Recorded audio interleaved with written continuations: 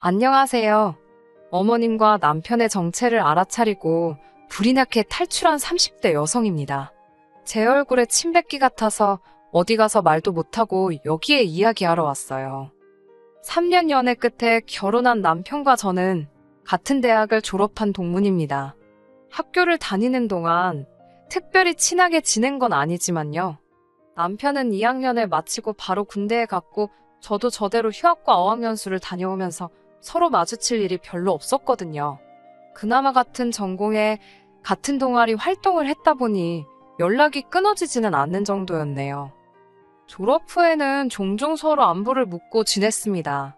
하지만 아무래도 딱히 이야깃거리가 없다 보니 대화라고 부를 수준은 못 되었네요. 그러다 남편이 제가 다니는 회사 근처로 이직을 해오면서 갑자기 연락에 빈도수가 잦아졌습니다. 주로 맛집에 대한 이야기였지만요. 그러다 언젠가 남편이 기가 막힌 맥주집을 발견했다며 자기가 살 테니 나오라고 하더라고요. 사실 맥주는 핑계 같았지만 저도 남편이 어떻게 변했을지 궁금하기도 했고 왠지 설레던걸요. 그리고 그날을 계기로 저희는 빠르게 가까워졌습니다. 얼마 지나지 않아 결혼을 전제로 사귀는 사이가 되었고 1년의 교제 끝에 결혼까지 하게 되었으니까요. 정말이지 사람 일이란 건 예상할 수가 없는 것 같네요. 대학교부터 지금까지 10년이 넘는 세월이었고 저에 대해서 누구보다 잘 아는 사람이 남편이고 남편에 대해서 누구보다 잘 아는 사람이 저라고 생각했습니다.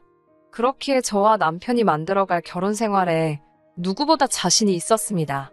우리는 평생 행복하게 100년애로 할 수 있을 거라고요. 하지만 결혼 생활이라는 건 둘만 가지고는 되는 일이 아니더라고요. 돌이켜 생각해보면 그 시작은 어머님이셨습니다. 저희 어머님은 직접 만나보시면 아시겠지만 보기엔 지극히 평범하신 분입니다. 어차피 제가 왜 이혼하게 되었는지 말씀드리려면 저희 시부모님에 대해서도 이야기를 해야 하니까 아예 시부모님과 시댁에 대해 먼저 말씀을 드릴게요. 남편이 말하기론 아버님께서는 평생 한 직장만 다니시다가 몇 년 전 퇴직을 하셨다고 했습니다. 다니시던 회사가 중견기업까진 아니어도 제법 큰 중소기업이었기에 처우가 나쁘지는 않았다고 해요. 하지만 세 자녀를 키우기엔 넉넉지는 않으셨고 그래서 남편이 학교를 다니던 시기에는 어머님께서 학습지 방문교사 일을 하셨다고 하더라고요. 아무튼 지금은 두 분 다 일하지 않고 계십니다. 생활은 자식들이 보내주는 용돈과 연금으로 충당하고 계시고요. 한편 저희 부모님께서는 원래 동네에서 작은 마트를 운영하셨습니다. 학생들을 상대로 하는 마트였기에 솔직히 큰돈을 버신 건 아니었지만 저희 세 식구 먹고 사는데 부족함은 없었던 걸로 알아요. 그러다 제가 고등학교에 들어가던 시기에 사정이 달라졌습니다. 할아버지께서 돌아가시면서 저희 아버지 앞으로 작은 건물을 하나 남겨주셨거든요. 저희 아버지께선 전혀 모르고 있던 재산이라며 굉장히 놀라워하셨습니다. 할아버지께선 살아생전에 구멍난 양말은 물론이고 비닐봉지 하나 허투루 버리지 않으셨을 만큼 아끼며 사셨기에 아버지는 물론이고 저나 어머니도 지금까지 정말 감사하게 생각하고 있습니다. 아무튼 할아버지의 유산 덕분에 저희 집은 경제적으로 어느 정도 여유를 갖게 되었어요. 이후로 아버지께선 운영하시던 마트를 접으셨고 현재는 건물 관리 일을 하고 계십니다. 건물에서 나오는 세가 많지는 않지만 그래도 어머니와 아버지 두 분이서 쓸 건 쓰고 아낄 건 아끼며 사시기에 충분하다고 들었어요. 솔직히 제 재산이 아니다 보니 크게 관심을 두지 않아서 구체적인 내용은 저도 잘 모르겠네요. 이와 같이 남편과 제가 처한 상황이 조금 다르기는 했지만 그렇다고 해서 제가 남편보다 낫다, 남편이 저보다 부족하다 그런 생각은 하지 않았습니다. 말 그대로 시부모님 재산이고 친정부모님 재산이지 저희가 왈가왈부할 문제가 아니라고 여겼지요. 그저 저희 앞가림이나 잘하고 살자는 생각뿐이었지요. 돌이켜보면 상견례 자리에서부터 어머님이 보여주신 행동들은 상식적으로 이해가 되지 않았습니다. 시부모님이 생각보다 일찍 도착하셔서 먼저 룸에 들어가 계셨고 저희 부모님도 늦지 않게 도착을 하셨는데요. 저희 어머니가 룸에 딱 들어서자 여자분들은 아실 거예요. 뭐라고 해야 하나 사람을 위아래로 훑어보는 그 눈빛 있잖아요. 본능적으로 그럴 수도 있지요. 물론. 그런데 그게 아니라 정말 저희 어머니가 뭘 입고 뭘 걸쳤는지 꼼꼼히 확인하듯이 바라보시더니 그 가방이 참 예쁘다며 얼마 주고 샀냐고 물어보시는 거예요. 정말 안녕하세요 다음에 나온 말이 가방 이야기였어요.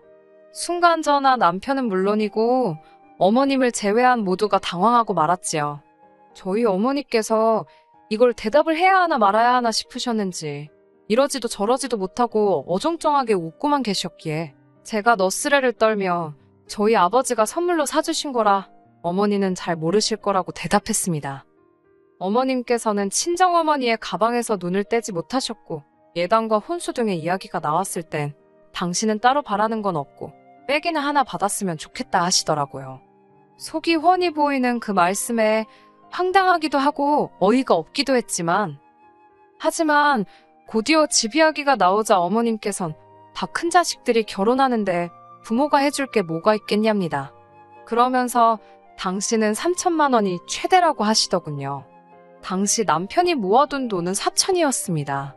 아무리 제가 시댁 재산에 관심이 없다고 해도 그래도 3천만 원은 좀 야속하다 느껴졌어요. 저희 친정부모님께선 1억 정도를 생각하고 계셨고 저도 모아둔 돈이 6천이 있었으니 더 황당하게 느껴졌던 것도 같아요. 친정부모님께선 돈이란 게 원래 있다가도 없고 없다가도 있는 거니 크게 개의치 말라 하셨습니다.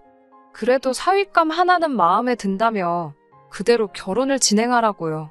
몇몇 친한 친구들이 기우는 결혼은 하는 게 아니라면서 저를 말렸지만 사람 마음이 그렇게 쉽게 단념이 되나요? 저 역시 친정부모님과 마찬가지로 돈 때문에 좋은 사람을 놓칠 수는 없다고 생각했네요. 그렇게 저희는 양가 어른들의 축복을 받으며 부부의 연을 맺었습니다. 제가 전셋집을 구하고 남편이 결혼식과 신혼여행 그리고 혼수에 들어가는 비용을 부담했습니다. 혹시나 남편이 미안해할까봐 제가 나서서 괜찮다고 신경 쓰지 말라고 했어요. 하지만 어머님께서는 이런 저희의 사정을 모르시는 건지 상견례 때 이야기 한 백은 안 사줄 거냐고 물어보시더라고요. 친정어머니도 그게 마음에 걸리셨다며 기왕 약속한 거 기분 좋게 하나 사드리라고 하셨기에 저희 어머니 가방과 같은 브랜드의 제품으로 마련해드렸습니다. 그런데 어머님 반응은 제 예상과는 달리 시큰둥했어요. 마음에 안 드시냐 물으니 당신 가방이 저희 어머니 가방보다 작은데 더 싼 거 산 거 아니냐고 물으시더라고요. 저희 어머니는 오래전에 사신 거라서 어머님께 더 비싸고 최근에 나온 신상이라고 하니 그제서야 표정이 풀리며 고맙다 하시는데 어휴 뭐라고 할까 좀 황당하고 어이가 없었지요.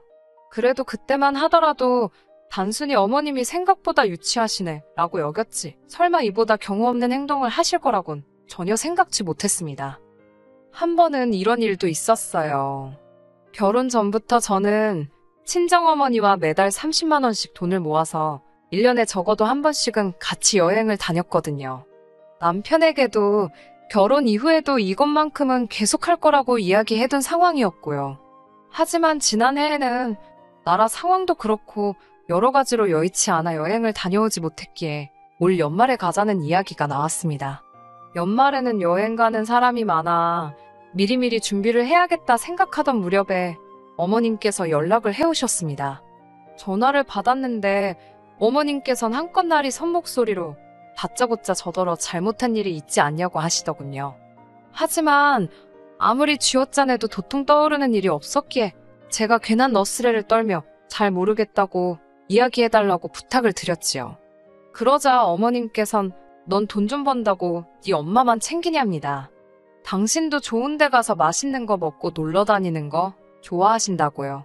그제서야 저랑 친정어머니가 여행을 가는 것 때문에 이렇게 심통이 나셨구나 싶더군요. 저는 어머님께 그럼 다음에는 같이 가자고 대신 어머님도 어머님 경비는 가져오셔야 한다고 혹시나 오해하실까 최대한 애교스럽게 말씀드렸습니다. 저희 엄마랑 저도 각자 경비를 내는 거라고도 덧붙였고요. 그러자 어머님께선 죄송하면 죄송하다고 말을 하면 되지 돈을 내라 마라 치사하고 더럽답니다. 황당했지요. 당황한 제가 통장이라도 보여드려야겠냐고 여쭤봤지만 어머님은 됐다고 저더러 정말 웃기네라 하셨어요. 돈 이야기가 나와서 말이지만 저는 따로 남편 월급에 관여하지 않았습니다. 예를 들어 남편이 생활비라고 한 달에 100만 원을 주면 저도 똑같이 100만 원을 보태서 200만 원으로 살림을 꾸렸어요. 나머지 돈은 어떻게 쓰던지 간섭하지 않았습니다. 일단 남편이 현명하게 쓸 건 쓰고 모을 건 모을 거라는 믿음이 있었고, 사실 시댁이 친정보다 어려운 상황이었잖아요.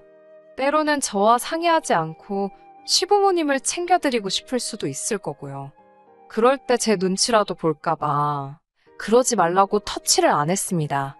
대신 남편도 제 월급에 대해서는 이러쿵저러쿵 말을 하지 않았지요. 어디 적어둔 건 아니어도 저희 둘 사이에 어떤 규칙 같은 거라고 적어도 저는 그렇게 생각했네요. 아무튼 그날 밤 남편에게 어머님께 경비 이야기를 했더니 믿질 않으시더라고. 억울하다고 하소연을 했어요. 남편의 반응은 솔직히 뜻밖이었습니다. 전적으로 제 편을 들어줄 거란 기대는 없었지만 제 탓을 할 줄은 몰랐네요. 어머님이 돈 이야기에 예민한 거 알면서 다음엔 모시고 간다 하고 한 50만 원이라도 일단 보내드렸으면 싫은 소리를 들었겠냐고 그러더군요. 아니, 모시고 갈 것도 아니고 50만 원을 드릴 생각도 없고 이유도 없었는데 왜 지키지도 못할 소리를 하라고 하는 건지 더 이야기해봤자 싸움만 나겠다 싶어서 제가 먼저 입을 다물었어요. 하지만 제가 결정적으로 남편과 이혼을 결심하게 된 건 어머님의 억지 때문이 아니라 남편이 반복적으로 보여준 실망적인 태도 때문이었습니다. 시부모님께서는 연락을 무척 중요하게 여기시는 분들이세요. 문자나 전화는 물론이고 한 달에 적어도 2번은 같이 식사를 했으면 하셨지요. 그나마 다행인 건 시댁과 친정도 그다지 멀지 않은 곳에 있었네요. 그래서 보통 시댁에 들렸다가 친정에도 들렸습니다. 시부모님과는 꼭 식사를 같이 했는데 가끔은 늦게까지 못 일어나게 하시는 날도 있어서 그럴 때면 친정부모님과는 얼굴만 보고 오고 그랬어요. 사실 시댁부터 들리게 된 것도 어머님의 억지 때문입니다. 저는 솔직히 한 번은 시댁 먼저, 한 번은 친정 먼저 그렇게 하는 게 공평하다고 생각했어요. 하지만 어머님께서 항상 입버릇처럼 하시는 말씀이 전화 한 통을 하더라도 시댁에 먼저 하고 이후에 친정에 하는 게 순서랍니다. 말이 나와서 말이지만 어머님이 하시는 말 한마디 한마디에 의미를 부여하기 시작하면 정말 속상하고 서운한 일이 많을 것 같아 결혼 초부터 솔직히 어느 정도 걸러듣고는 있었습니다. 아무튼 그뿐만이 아니라 어머님께서는 저희가 친정부모님과 만나면 어디에 가는지, 무엇을 먹는지, 몇 시간이나 같이 있었는지 그런 것들을 궁금해하셨습니다. 이 부분에 있어서는 어쩔 수 없이 나중엔 거짓말을 한 적도 있어요.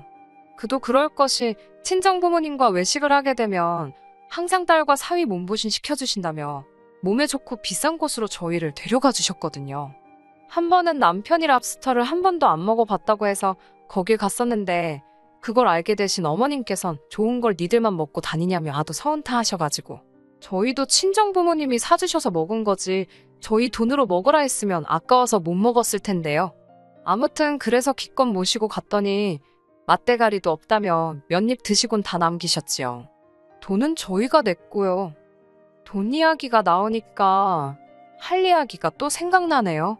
친정부모님과 식사를 하러 가면 항상 계산을 친정부모님이 해주세요. 그래서 그날은 제가 돈을 내려고 계산할 기회만 노리고 있었지요. 친정아버지께서 화장실에 가신다고 잠시 자리를 비우셨고 그 틈에 제가 20만 원 남짓을 긁었습니다. 그러자 친정아버지께서 니들이 왜 그걸 내냐며 화를 내시더니 제 손에 기어이 50만 원을 쥐어주셨지요. 뿐만 아니라 결혼식 이후 저희는 매달 생활비의 일부로 친정엔 20만 원, 시댁엔 30만 원씩 용돈을 드리고 있었어요. 하지만 저희 결혼기념일이 돌아왔을 때 친정부모님께선 300만 원으로 그 돈을 되돌려 주셨습니다. 어디 가서 둘이 오붓한 시간이라도 보내고 오라면서요. 하지만 그 무렵 시부모님께서는 물가가 얼마나 올랐는데 아직도 30만 원이냐며 더 올려달라고 요구를 해오셨지요. 양쪽 집안 어른들을 비교하면 안 되는 거지만 저도 사람이다 보니 어쩔 수 없이 더 잘해주시는 쪽으로 마음이 기울더라고요.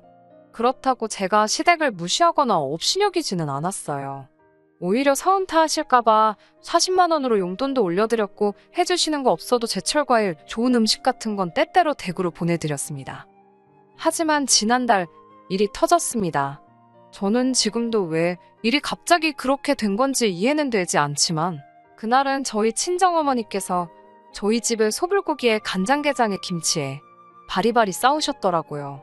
그래서 제가 너무 감사해서 20만 원 챙겨드렸습니다. 솔직히 20만 원으로 재료비나 될까요? 마음 써주시고 고생하신 거에 비하면 아무것도 아니라고 생각했습니다. 그런데 민망하게 남편이 감사하단 소리도 안 하고 멀뚱멀뚱 서 있길래 제가 눈치를 좀 줬습니다. 그러자 로봇 마냥 뻣뻣하게 감사하다고 인사를 하더라고요.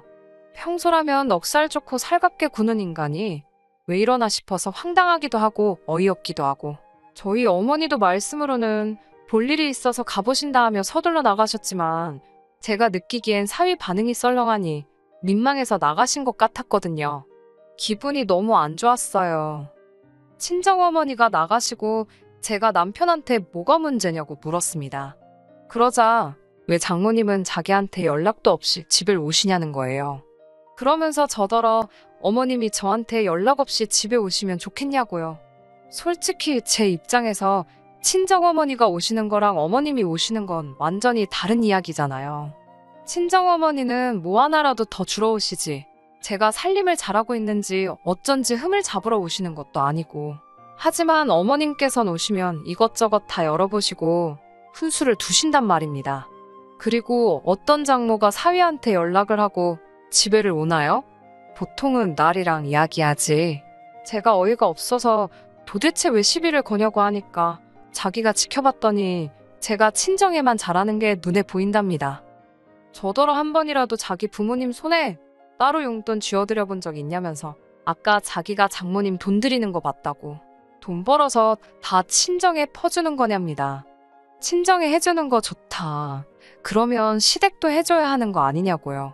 저도 너무 억울해서 지금 냉장고에 들어있는 반찬들을 보고도 그런 소리가 나오냐 물었습니다. 어머님께서 나한테 머리끈 하나 사주신 적 있냐고. 그래놓고 무슨 용돈이냐고. 나도 사람이라서 그런 어머님 아버님께 서운한 적 있고 섭섭했지만 그래도 무시한 적은 없다. 그렇게 속상하면 너도 네 돈으로 챙겨드리라고. 왜 갑자기 난리냐고 따졌어요. 그러자 남편이 저더러 며느리로서 시부모님 용돈 좀 챙겨드릴 수 있는 거지. 제가 주면 어디 덧나냐입니다. 그 소리를 들으니 정말 머리가 뚜껑이 있다면 열리는 게 이런 거구나 싶더라고요.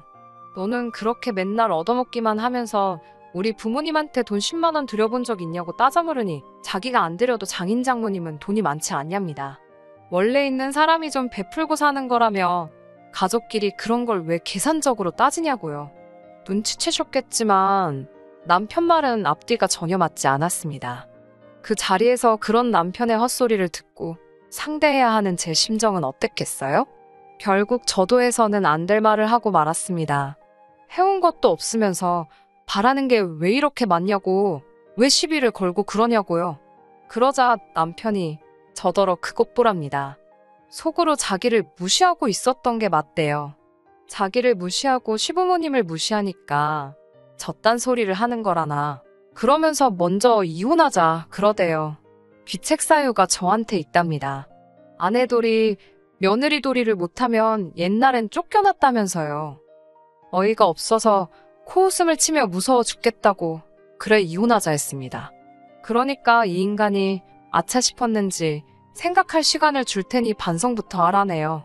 어이가 없어서 협의로 갈 건지 소송으로 갈 건지 너나 생각하라 했습니다. 남편 꼬라지를 볼수록 괘씸하고 열이 받아서 돌이킬 수 없는 강을 건넜다 싶어요. 솔직히 남편이 싹싹 빌고 숙이고 들어오면 봐줄까 싶었는데 오히려 어머님 아버님까지 어떻게 장인 장모가 사위를 어려워하질 않냐며 다 들었다고 가만 못 넘어간다고 난리 부르스를 추셔서 어디 한번 해보고 싶으면 해보라고 말하고 저도 변호사 찾아가서 이혼 소송 준비했네요. 그냥 있었으면 그래도 남편과 잘 풀어서 그냥 넘어가던지 정 안 되겠으면 합의 이혼이라도 했을 텐데 말입니다. 제가 돈이 뭐가 아쉬웠겠어요? 변호사 비용으로 얼마가 들던 그 집구석의 위자료만 뜯어낼 수 있게 해달라고 했습니다. 돈으로 아쉬운 건 그 집이니까요. 돈 벌자고 하는 게 아니라 이혼당하고 위자료도 뱉어내고 기분 더러우라고 한 거예요. 그렇게 안 해도 되었을 자식 이혼까지 시키고 안 내도 되었을 위자료까지 뱉어내게 만들었습니다. 위자료 얼마 나오지는 않았지만 마지막까지 한 방 먹여주고 나왔다는데 의의를 두려고요. 아내한테 며느리돌이 운운하면서 사실은 자식돌이 대리효도를 강요한 대가가 이 정도일 줄은 생각도 못했을 거예요. 적당히 챙겨주고 그냥 넘어가 줄 때 끝냈어야지. 다른 건 몰라도 이렇게 탈출하게 돼서 속 하나만큼은 정말 후련하네요. 끝까지 들어주셔서 감사합니다. 오늘의 사연은 여기까지입니다. 구독과 좋아요, 알람 설정 부탁드리고 더 좋은 사연으로 다시 찾아뵙겠습니다. 감사합니다.